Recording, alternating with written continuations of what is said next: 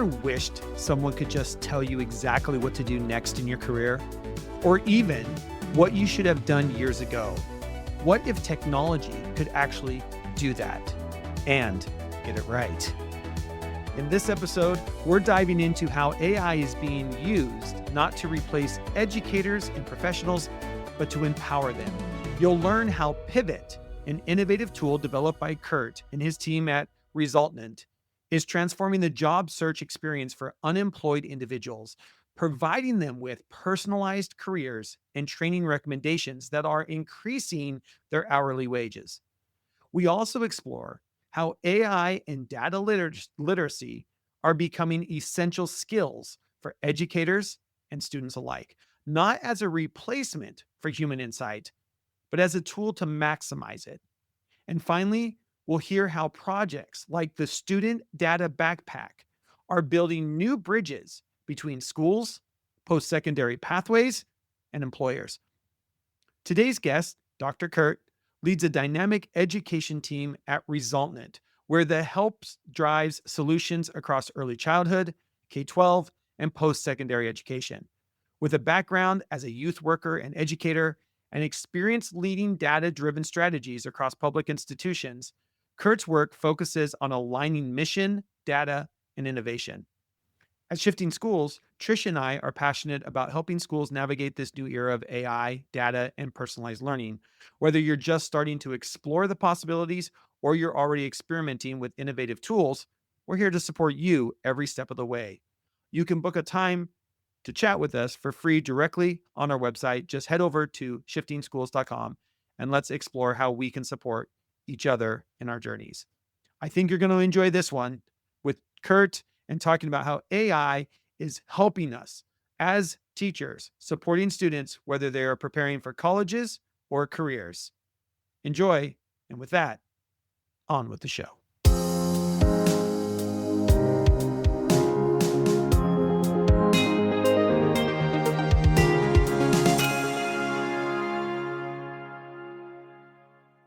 All right, welcome back to another episode of Shifting Schools. Excited that Tricia and I are here today together, which doesn't happen very often as well, to talk with Curt today about Pivot. Curt, thank you for coming on the podcast. And in 2023, your team and you launched Pivot, which helped unemployed individuals identify higher wage job opportunities and the training needed to get there. Can you talk a little bit about Pivot and how it is powered by AI? As we kind of get started today in this conversation.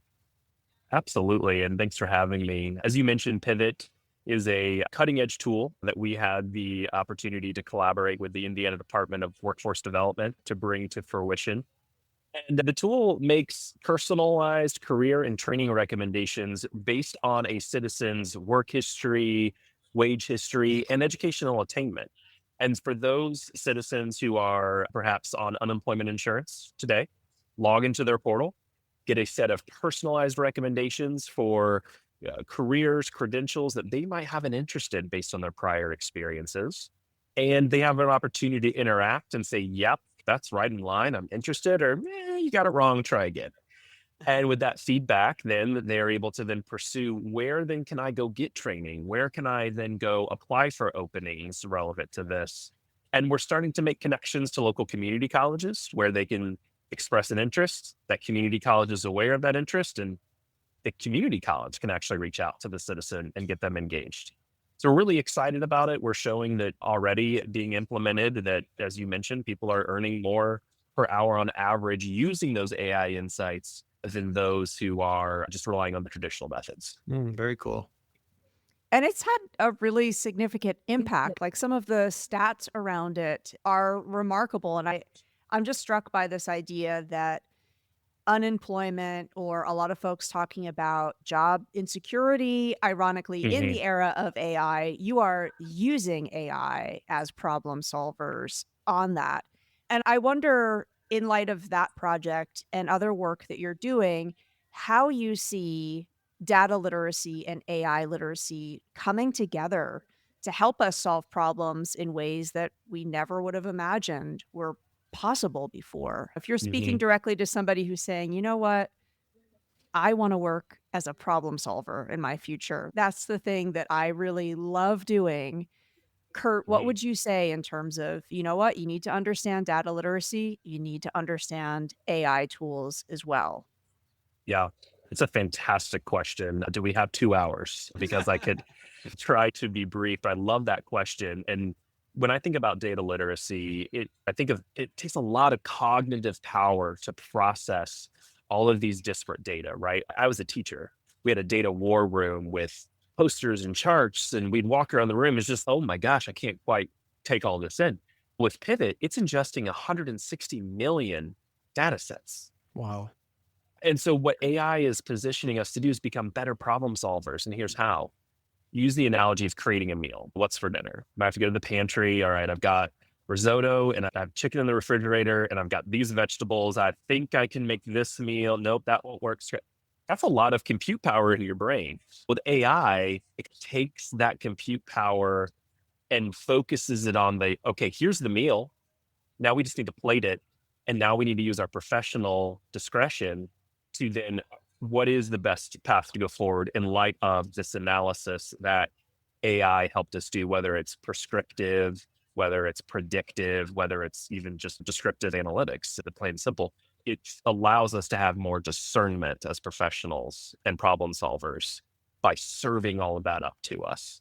Our public sector agencies, particularly education entities, are just overwhelmed by mounds of data. And you could get into analysis paralysis pretty quickly and become a really ineffective problem solver. But now by harnessing AI, you're able to really maximize your brain power. And so data literacy is so important because we have to understand how to have conversations around data. Mm.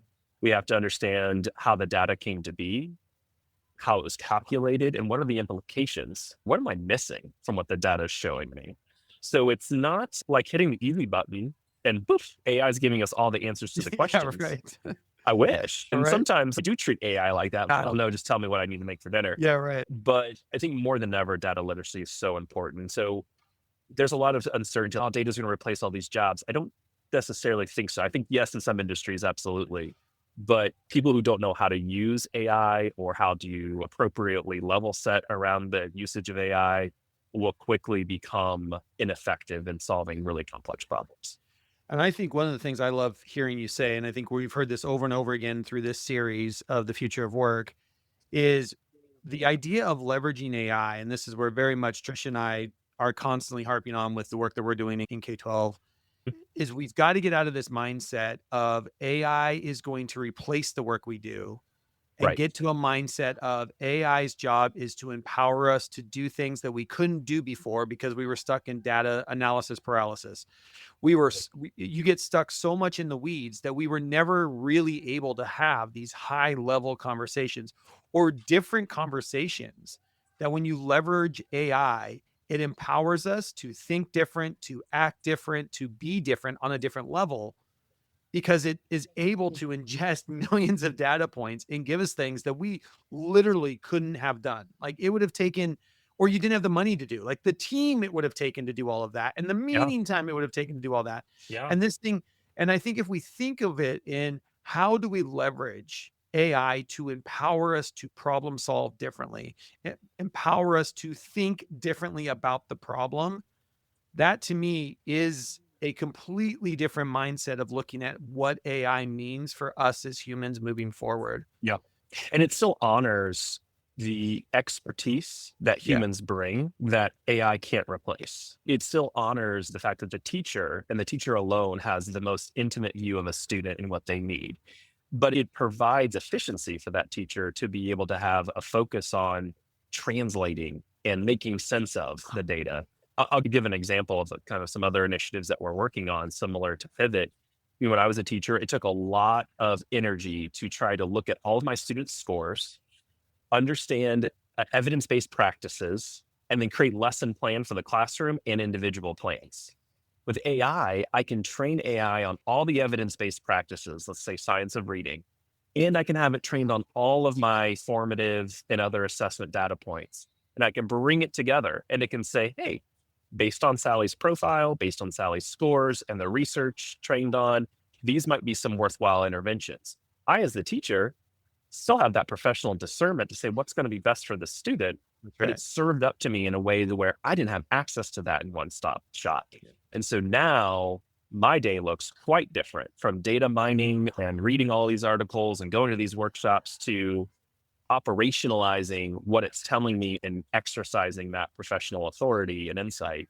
And so I really ultimately, what I've talked about people in the education sector, I think AI will have a lot to do with elevating the profession I- and giving the profession access to just insights that Yep. at speeds of which have never been seen before. Yeah. And I think education's a good industry for this because we have the data.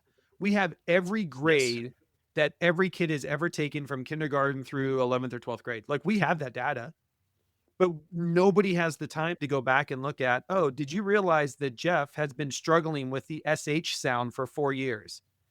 Because as a sixth grade teacher, I only know that he's struggling with it in sixth grade. And maybe I got the notes from fifth grade, but I didn't get the notes from fourth grade. And I definitely didn't get the notes from third grade to realize that this is something that this child might have been struggling with. And it might just be a struggle that child has. And the data is sitting there. We just have not had a way that I can go to a system and say, talk to me about Jeff and the SH sound. It's like, oh, Miss Susie in second grade was still talking about this. And these are the interventions that have happened. And here's Mhm. things that teachers have tried with Jeff. Here's something I can recommend now that he's in sixth grade. Here's something I can recommend for you. That would blow a teacher away. And the data has been sitting there, but we haven't had a system that is able to take large amounts of data, crunch it down, and make it usable to empower us to help that kid in front of us. And That's the to key exactly part. to your point, I think that is the revolution for education. It's not replacing the teacher. It's Right. allowing us to use the data we have to make better decisions.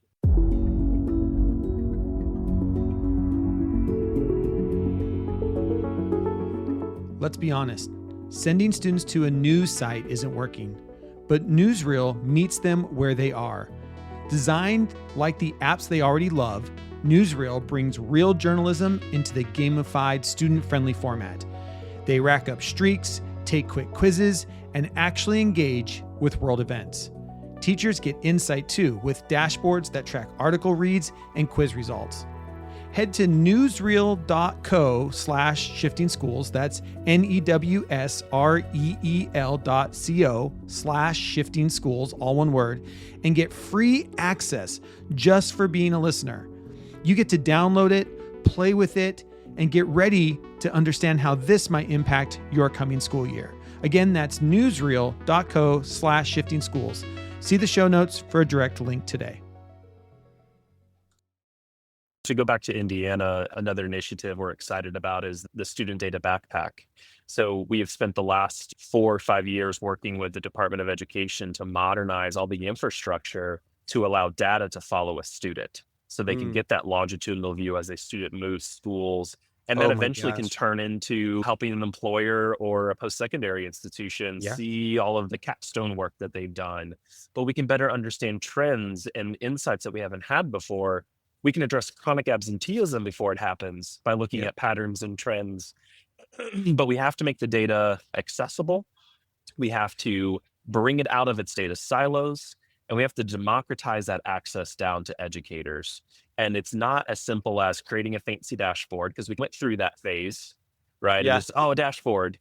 The power of data is not in the dashboard, it's in the conversations that happen around it. And then if you Mm. can't make sense of what that data is saying and how that implies your day-to-day work, it's just another distraction. Mm. And so we have to think about how it embeds itself into the day-to-day work.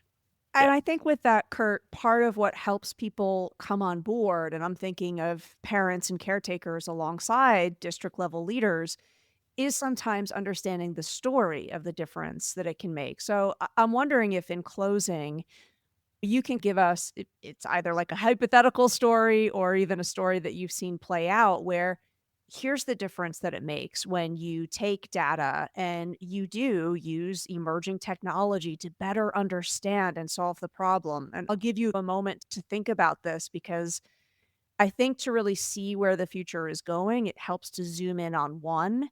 And this past year, I realized, oh, I can write Spotify and ask them, I don't want my year wrapped. I want you to give me my lifetime data because I've been on Spotify for a very long time now.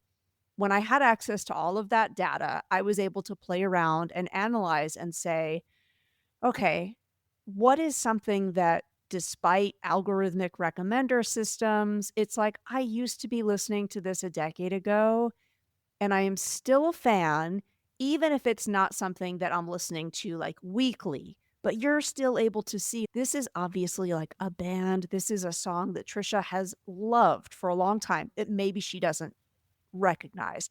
And it was like fascinating. And if you had asked me to answer that question on my own, without the data, without the AI, Yeah. I would not have been able to answer it. Now I realize I'm not solving a massive problem, but I'm sharing that just as an example of the human brain cannot crunch that much Right. information in that way. We're Yeah. incapable.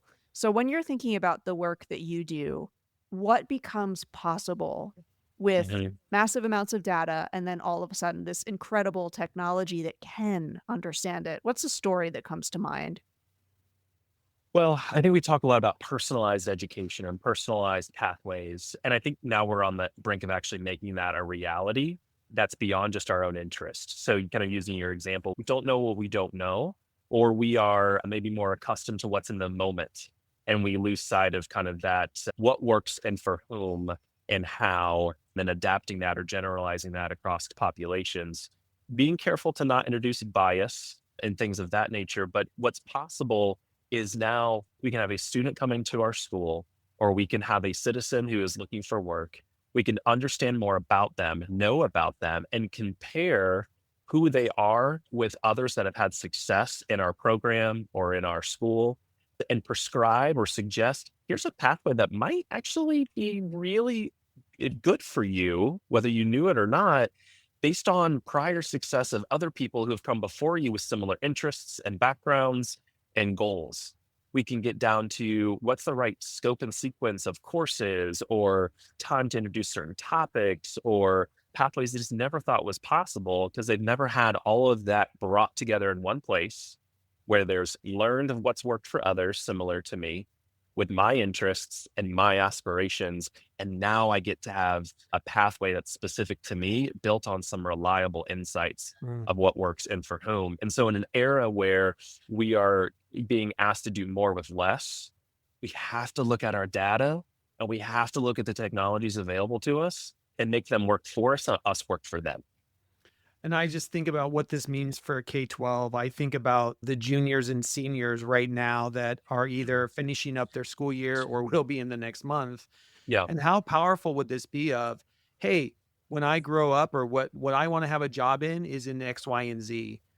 Can I go to a system somewhere and say, what is the cheapest way for Yeah. me to get to that degree or get to that certification? Or because I even think about my own pathway. I am a K-12, right, certified K-12 teacher, but my pathway was pretty cheap because I went to community college for 2 years, which I was Yeah. able to pay for out of pocket before I went to my 2-year university.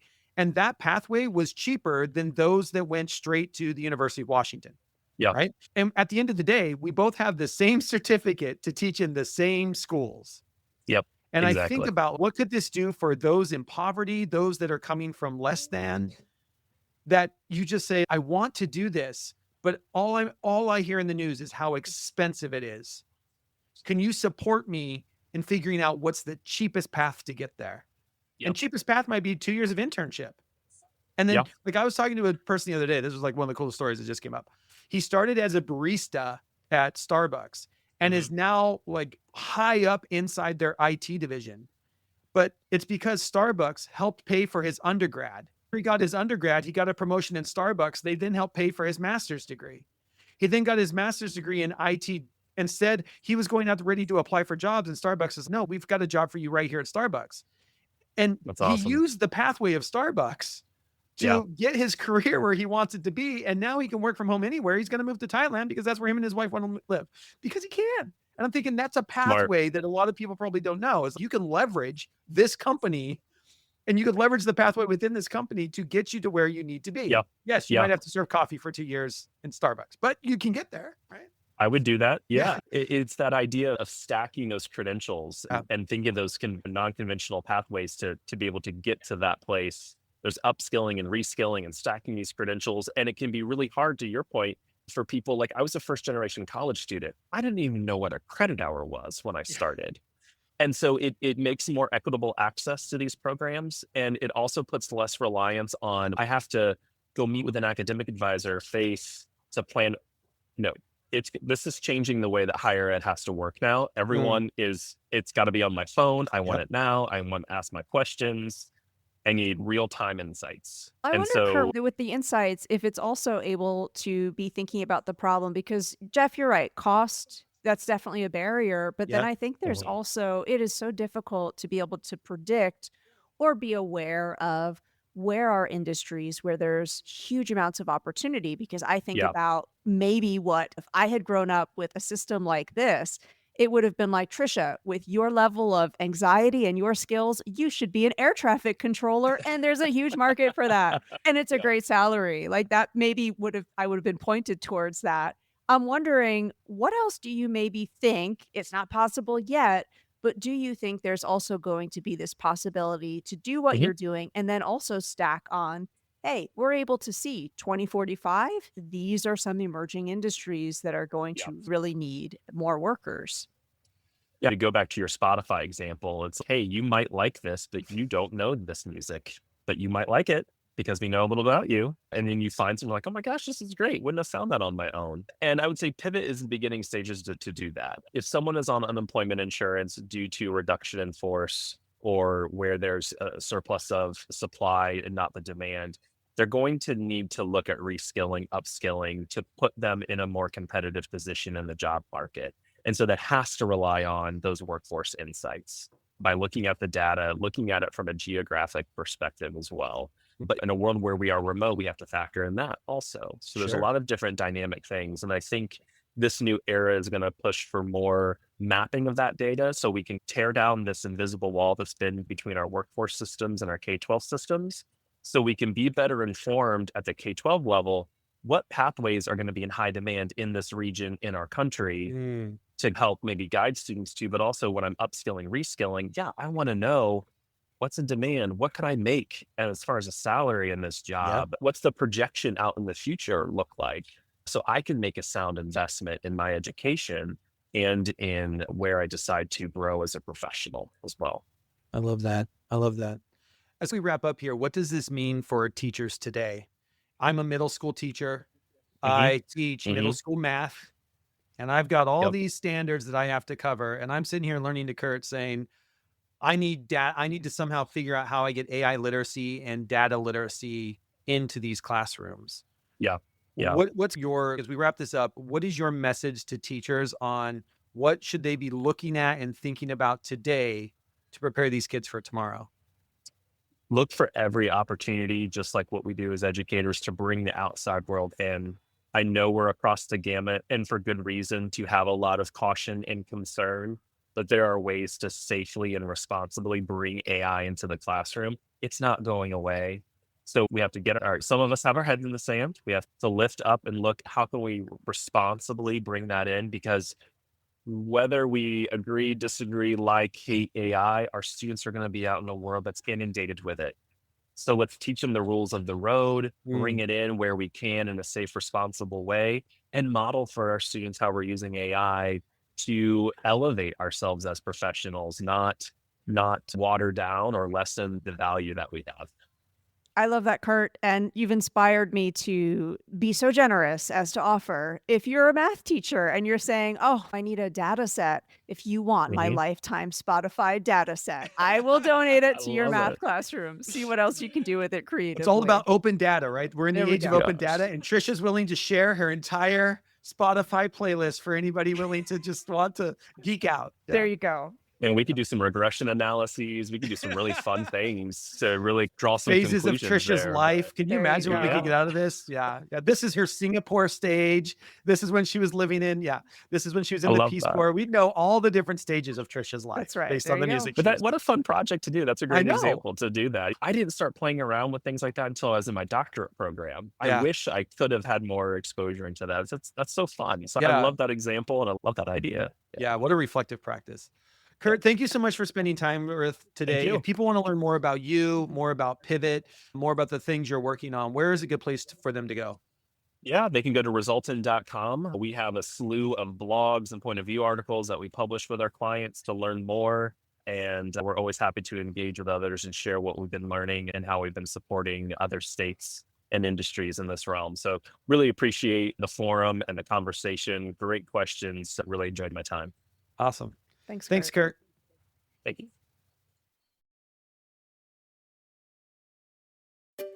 Finding great candidates to hire can be like, well, trying to find a needle in a haystack. Sure, you can post your job to some job board, but then all you can do is hope the right person comes along. Which is why you should try ZipRecruiter for free at ziprecruiter.com/zip. ZipRecruiter doesn't depend on candidates finding you, it finds them for you. Its powerful technology identifies people with the right experience and actively invites them to apply to your job. You get qualified candidates fast. So while other companies might deliver a lot of hay, ZipRecruiter finds you what you're looking for. The needle in the haystack. See why 4 out of 5 employers who post a job on ZipRecruiter get a quality candidate within the first day. ZipRecruiter, the smartest way to hire. And right now, you can try ZipRecruiter for free. That's right, free at ziprecruiter.com/zip. That's ziprecruiter.com/zip. ziprecruiter.com/zip.